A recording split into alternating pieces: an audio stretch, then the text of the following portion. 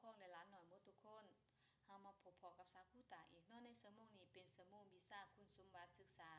สาวครูจะมาสอนหลานเกี่ยวกับการเคารพนับถือครูในโรงเรียนเนาะว่าจะเป็นแนวใด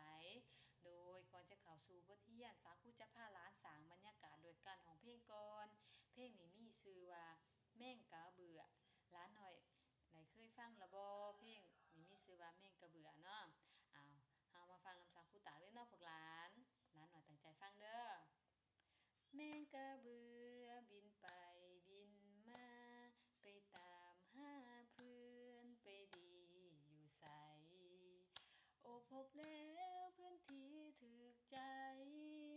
โอ้พบแล้วเพื่อนที่ถูกใจบินเคียงคู่กันไปสุขใจแท้เอ้ยนี่น้อยนี่น้อยโดยชมเชยนำของหลานชั่วโมงก่อนสาวครูก็เลยพาหลานเรียนบทที่1เนาะเกี่ยวกับการนำใส่ทางที่ถูกต้องโดยชั่วโมงนี้สาวครูจะมาเข้าสู่บทที่2เนาะบทที่2การเคารพนับถือครูอยู่ในโรงเรียนเนาะการเคารพนับถือครูในโรงเรียนว่าจะเป็นแนวไหนเนาะหลานหน่อยฮู้จักแล้วบ่การเคารพครูอยู่ในโรงเรียนเฮามาเบิ่งหัวข้อนำสาวครูตากเนาะหัวข้อที่1รูปภาพไล่นักเรียนคิดว่าแม่นการแสดงความเคารพต่อครูหลานหน่อยตั้งใจฟังเด้อหลานหน่อยตั้งใจฟังคำถามข้อ1เนาะรูปภาพไล่นักเรียนคิดว่าแม่นการแสดงความเคารพต่อครูเฮามาสังเกตเบิ่งรูปภาพนำสาวครูตากเนาะว่าจะเป็นรูปภาพแนวใดโดยนี่แม่นรูปภาพที่1เนาะพวกหลานเคยแสดงการเคารพครูอยู่ในห้องหลานหน่อยเฮ็ดแนวไหนเนาะเวลาจะออกไปเอาปึ้มหรือว่าเอาเวียกว่าเนาะนำสาวครูหรือว่าเหล่าซื้อหลานหน่อยได้เคยเรียนแถวอยู่บ่หรือว่าออกไปแบบตามใจเลยแบบว่าสะสายอยากไปทางหน้าหรือไปทางหลังหรือว่าไปสะสายเลยแบบบ่เรียนแถวพวกหลานหน่อยเคยเฮ็ดแบบนี้อยู่บ่เฮามาฟังสาวครูตากเนาะข้อที่1เนาะเวลาเฮาจะออกไปเอาปึ้มนำเหล่าซื้อหรือว่าสาวครูเฮาต้องเรียนแถวเป็นระบบระเบียบเนาะเพื่อการเคารพครูอยู่ในห้องเรียนเนาะเฮาต้องเรียนแถวเป็นระบบระเบียบก่อนจะไปเอาปึ้มหรือว่าเอาเวียกว่านำสาวครูเนาะบ่เฮ็ดแบบนี้เนาะพวกหลานเนาะถ้าเฮาบ่เรียนแถวส่งเวียกว่าหรือว่าเอาปึ้มนำครูนี่แม่นการเคารพครูอยู่บ่พวกหลานว่าบ่แม่นการเคารพครูเนาะแบบนี้เนาะเฮาต้องเรียนแถวเด้อพวกหลานเด้ออันนี้เพิ่นว่าบ่เรียนแถวส่งเวียกบ้านให้ครูแนวนี้พวกหลานว่างามอยู่บ่งามเนาะไผอยากเรียนไปทางใดก็ไปแถวสะสายเนาะบ่จบงามและเป็นสิ่งที่แบบว่าบ่เคารพครูอยู่ในห้องเนาะพวกหลานเนาะหลานควรเอาเป็นแบบอย่างอยู่บ่เอาเป็นแบบอย่างเนาะพวกหลานเนาะเฮาต้องเรียนแถวเป็นระบบระเบียบเด้อเพื่อการเคารพครูอยู่ในห้องเรียนเนาะพวกหลานโดยเฮามาเบิ่งรูปภาพที่2เนาะเมื่อเห็นครูหรือว่าเหล่าซื้ออยู่ห้องเรียนหรือว่าอยู่สถานที่โรงเรียนเฮาเนาะเฮาควรเฮ็ดแนวใดพวกหลานรู้อยู่บ่เฮาต้องย่อมือโนบแตะถามสบายดีครูหรือว่าเหล่าซื้อเนาะพวกหลานเนาะอันนี้แม่นการเคารพครูอยู่ในสถานที่โรงเรียนเนาะพวกหลานเนาะย่อมือโนบและถามสบายดีอันนี้แม่นการเคารพครูพวกหลานได้เฮ็ดอยู่บ่ที่ว่าเห็นครูหรือว่าเหล่าซื้ออยู่ในสถานที่โรงเรียนเฮาเนาะเฮาต้องย่อมือสบายดีหรือว่าถามครูว่าสบายดีอยู่บ่เนาะหรือว่าทักทายแนวใดแนวหนึ่งก็ได้เนาะแล้วแต่พวกหลานสามารถถามเนาะเฮาต้องย่อมือเด้อพวกหลานเด้อเวลาเห็นครูหรือว่าเหล่าซื้ออยู่ในโรงเรียนเนาะถ้าไผบ่ย่อมือสบายดีเพิ่นเอิ้นว่าเด็กคำหูอยู่บ่แม่นเนาะพวกหลานเนาะเฮาต้องเคารพครูเด้อรู้จักย่อมือโนบถามสบายดีเพิ่นเนาะมาเบิ่งรูปภาพที่3ถ้าว่าเฮาเห็นครูอยู่ในสถานที่โรงเรียนหรือว่าเหล่าซื้อหรือว่าเป็นผู้ใหญ่เนาะเฮาจะย่างแนวใดเมื่อผ่านหน้าในครูหรือว่าเหล่าซื้อเฮาจะย่าง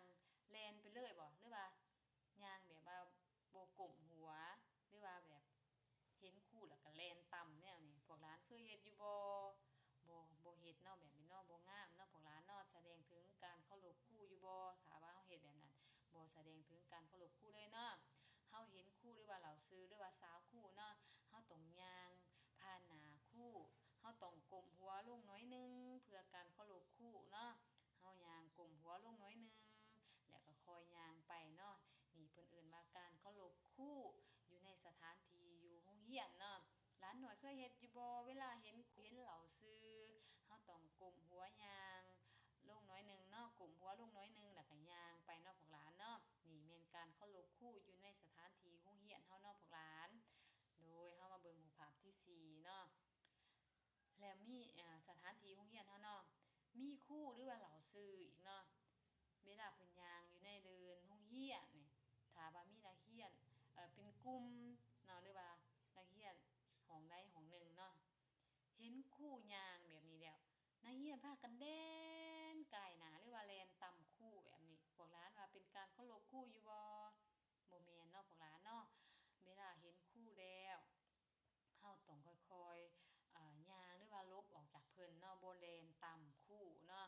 อันนี้แม่นบ่ควรแล่นใดหยอกกันอยู่ต่อหน้าครูเนาะพวกหลานเนาะถ้าเฮาไปแล่นใดหยอกกันอยู่ต่อหน้าครูแล้ว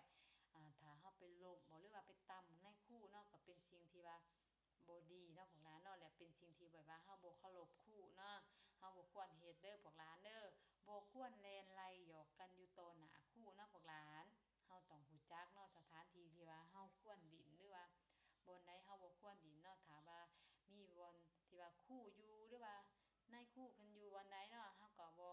ควรเข้าไปหยอกใหญ่กันหรือว่าไปดินที่ว่ามันเป็นการที่บ่เคารพเพิ่นเนาะโดยเฮามาเบิ่งรูปภาพที่1อีกเนาะนำสาวครูพวกหลานตั้งใจเบิ่งเด้อและตั้งใจเบิ่งและสังเกตเบิ่งรูปภาพเนาะแต่ละรูปภาพว่าเป็นแนวใดควรปฏิบัติตามบ่หรือว่าเอาไปเฮ็ดตามเนาะพวกหลานเนาะนี่แม่นรูปภาพที่1เนาะเวลาเฮาออกไปเอาปึกหรือว่าเบียกบานน้ำสาคูหรือว่าเหล่าซื้อเฮาต้องเรียนแถวหรือพวกหลานบ่เฮ็ดซ่าซ่ายแบบนี้เด้อนี่แม่นว่าบ่เรียนแถวส่งเบียกบ้านให้ครูพวกหลานว่าควรเอาเป็นแบบอย่างอยู่บ่เอาเป็นแบบอย่างเนาะเพราะว่าบ่งามเลยและบ่เป็นการเคารพในครูเนาะ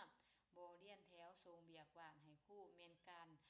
บ่เคารพครูเลยเนาะพวกหลานเนาะเฮาต้องเรียนแถวเป็นระบบระเบียบให้จบงามเนาะ